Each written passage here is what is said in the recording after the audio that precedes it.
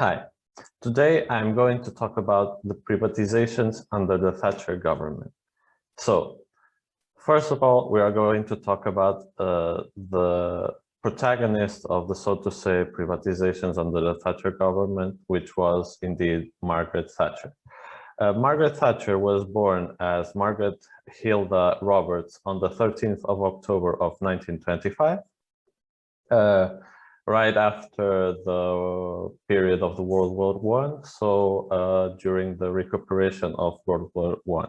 She just so we have a better context of her, I'm going to state some facts, not take so much time, but she saw many people that didn't have jobs, that didn't have a lot of money after World War I. And the same happened when World War II hit the world, as we know. And well, she was lucky enough to be in a family which had some kind of possibilities. And she was a very intelligent young woman at the time. And she managed to enter into Oxford University, where she studied chemistry.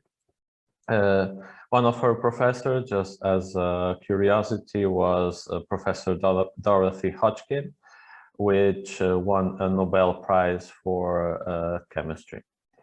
Her first political steps were also during her university phase, as she became the president of the Conservative Association in the University of Oxford. Then she started to work in the chemistry area, which she did like, but she always had her passion more focused on politics. So she decided to try and become a member of parliament. She started with the attempts on the year of 1950 and 1951 for Dartford, which she unfortunately didn't manage, but still the name of Margaret Hilda Roberts at the time, before marrying Dennis Thatcher, which she also met in Dartford and then became Margaret Thatcher, resonated in many places from then on. She finally managed to become a member of parliament in 1959. And in 1970, she became the Secretary of Education.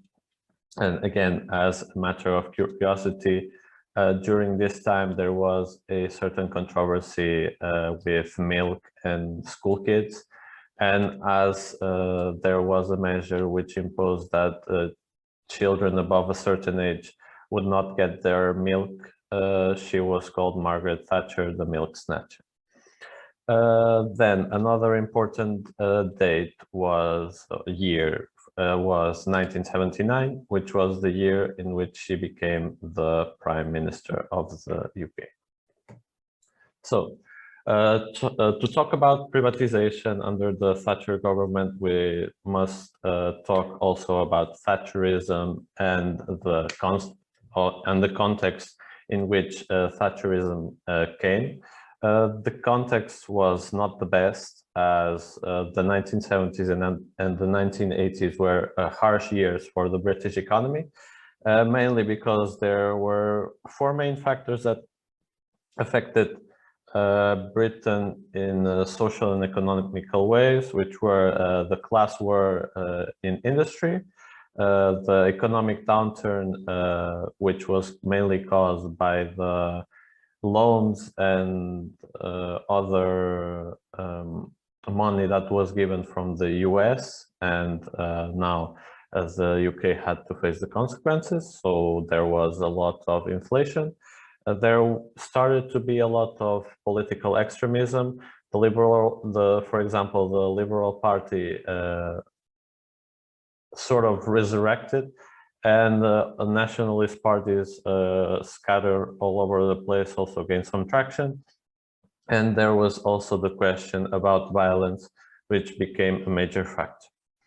Thatcherism can or cannot be considered as an ideology, as it does not say anything new. It is just a matter of beliefs that Margaret Thatcher gave her, shaped them around what she wanted for the country. And these beliefs were based economically on neoliberalism and socially on authoritarian conservationism. So now, privatization. As we might all know, privatization is the process in which state-owned countries are sold to the private sector in a very simple way. And this privatization, although it wasn't mentioned in the first manifesto when Margaret Thatcher became Prime Minister of the UK, privatization became a huge part of what the final, so to say, strategy for the Conservative Party to recover the economy was. So during this time of privatization, and from the first to the last day of Margaret Thatcher's days in the cabinet, the Conservative Party privatized around 40 major UK companies, which affected around 600,000 workers. This also gave the government around 60 billion pounds at the time, which now, due to inflation, is a little over 150 billion pounds. And also talking about employment, the state employment went from weighing 9% to 2% from 1979 to 1990. Here is a small list of major privatizations during the Margaret Thatcher era. Here are the ones that were made during her first term as Prime Minister. And we can see here companies like British Petroleum, British Aerospace, Brit Oil, British Shipbuilders, British Transport Hotels, and here we have many other that that had success mainly due to the previous ones, which gave the Conservative Party more power, so to say. So also we can see here known companies such as Jaguar, British Gas, British Airways, British Steel, Rover, the 10 regional water agencies, which were UK Water. And now we are going to talk about two of these companies, just to have a better context of what reality was really like. So first of all, we have British Telecom, which was a good example of how privatization should be, at least in the impact it had on employment and the social responsibilities. The privatization of British Telecom was a major stepping stone for the Conservative Party and privatizations, as it was one of the largest ones at the time, and it a benchmark for the next privatizations they intended to do.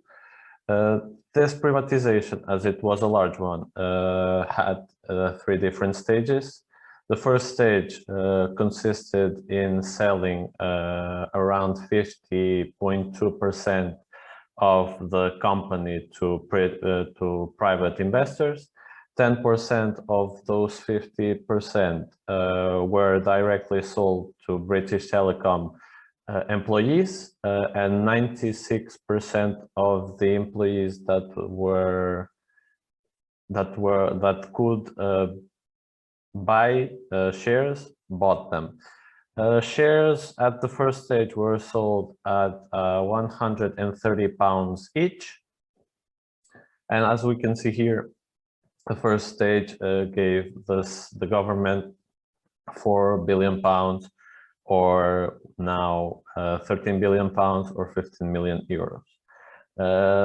Then the second and third stage happened much later than the first. The first stage was in 1984, and the second and third stages were in 1991 and 1993 respectively. Both stages then sold the other half of the shares at 25% on the second, 25% on the third, and both managed to raise £5 billion through the sale of shares. For this privatization, the state also needed to make sure that the competition established after was a competition that would make the private sector want to innovate and to be competitive, and so they made the Telecommunications Act of 1984. One thing that they also made sure about British Telecom is that the company would still give free calls to the 999 emergency service, and so it was until today. British Telecom nowadays is a very big company present in more than 100 countries, and it is very well afloat with huge profits every year. Now, this is another example of privatization, which, as to the objective vision of things, was not very successful. It was rather controversial at the time, and it still is. UK Water was a company that managed the waters of the UK in its entirety. And in 1984, before any talks about privatization, UK Water was split into 10 different organizations, as we see here to the right, which were called regional water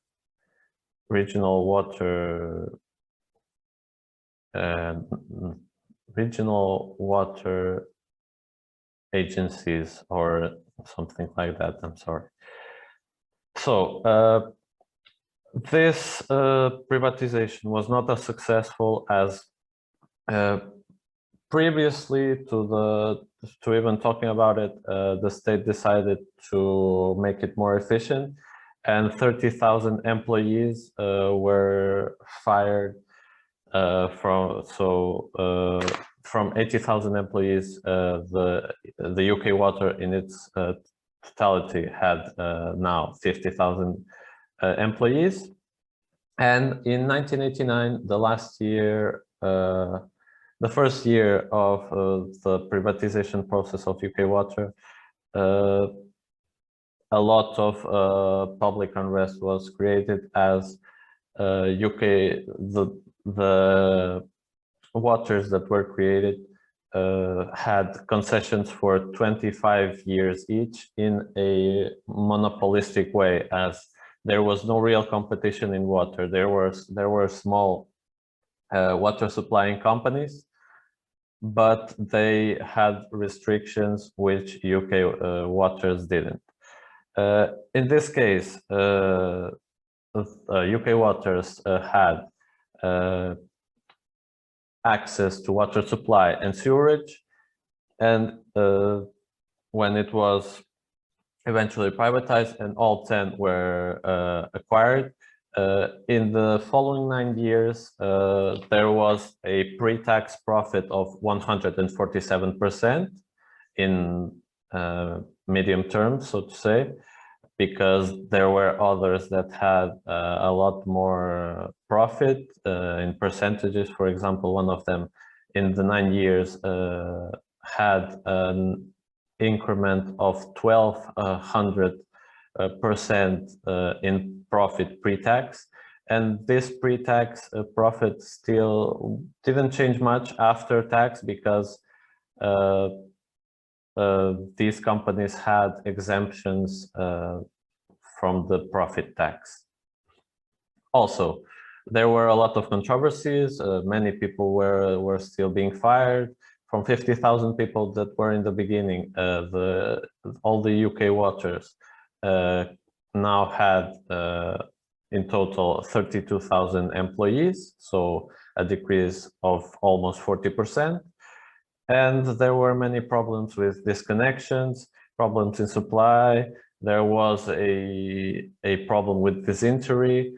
And this was mainly, these disconnections, for example, were mainly caused because the water price was increased by about 36%, and the sewage price also rose by about 42%. So this could be seen as a non-successful case of privatization. So as Margaret Thatcher and her government were the first, so to say, to manage something as big as this in order of privatizations, many followed suit. For example, France, under the government of Jacques Chirac, between the years of 1984 and 1986, privatized around 22